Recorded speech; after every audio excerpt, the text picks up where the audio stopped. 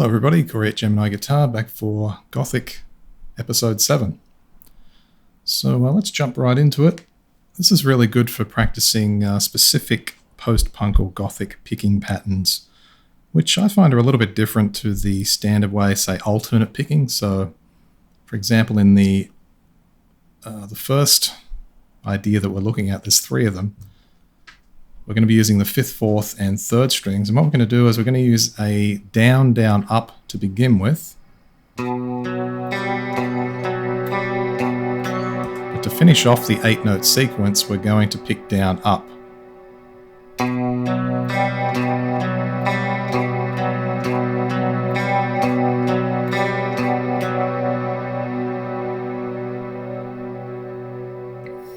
And it's not very difficult to do the next part because you just take your index finger off and play the same pattern.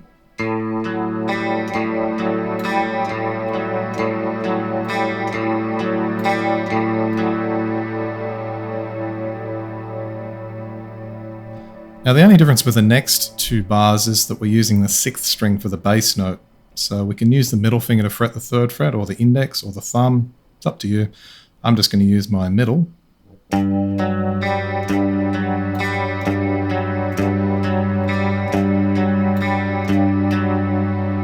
And then just take the middle off, so it's 6, 4, 3.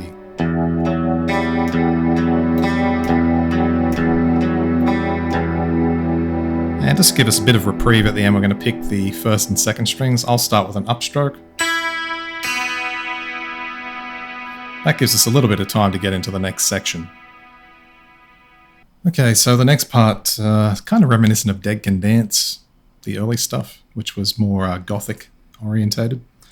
So this time we're going to be using, well, as always throughout, we're going to be using the B minor scale, which I've provided a scale diagram for too. Forgot to mention that in the first example, but we start on the 12th fret on string 2. So this picking pattern is going to be a bit different as well. So this time we're going to use a down, up, down, and repeat that pattern. So it's...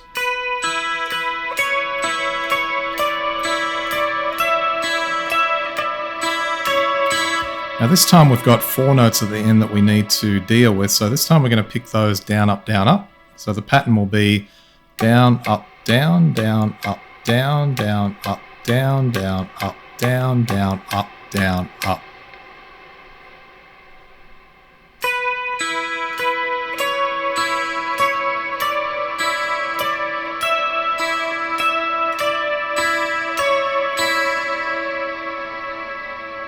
And essentially what we're going to do is just move down 1 scale tone in the scale, so in this case back to the 10th fret, and just do up from that point. So the scale tones will be A, B, C sharp, and D.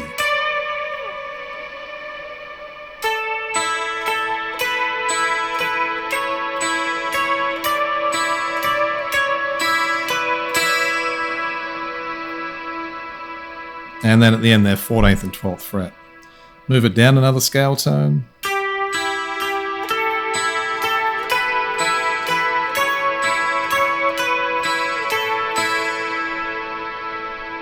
And we're going to move down more than 1 scale tone for the end because we want the E root note. So it's 5, 7, 8.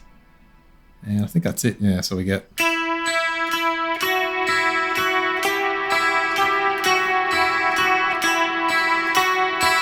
Although you could move up to the 10th fret.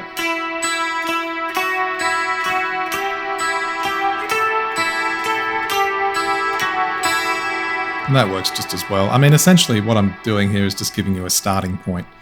You can decide what notes you want to do after that. Okay, so we're up for the last third of the idea. So this time we're doing a pedal point idea. So this is going to be a strict alternate picking idea. And so we get a bit of variety with the picking patterns here, which is good. We're always working with the B minor scale. So this time we're going to plant ourselves in the 7th position. We'll be using strings 1 and 2 exclusively, and we're simply going to pick back and forth between the 1st and 2nd strings, leaving the, well, we'll call it the bass note. It's not really a bass note, but it's the lowest note. And that is the F sharp at fret 7 on the 2nd string. But we're going to start off with the pedal, sorry, not the pedal note, the we'll call it the color note. And it's what's going to change. So we're going to use the color notes, which are the scale tones around that pedal note.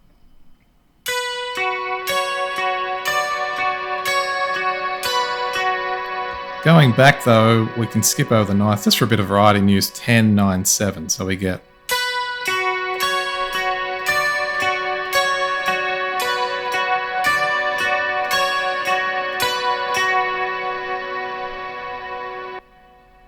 now all we're going to do from that point is just move ourselves down to the 5th position.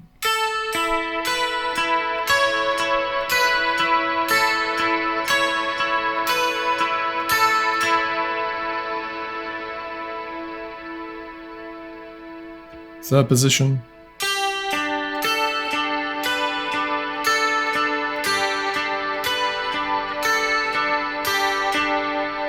That's quite useful there as a stretching exercise if you struggle to reach out a bit. And then finally just the 2 open strings with some pedal tones moving all the way up the scale.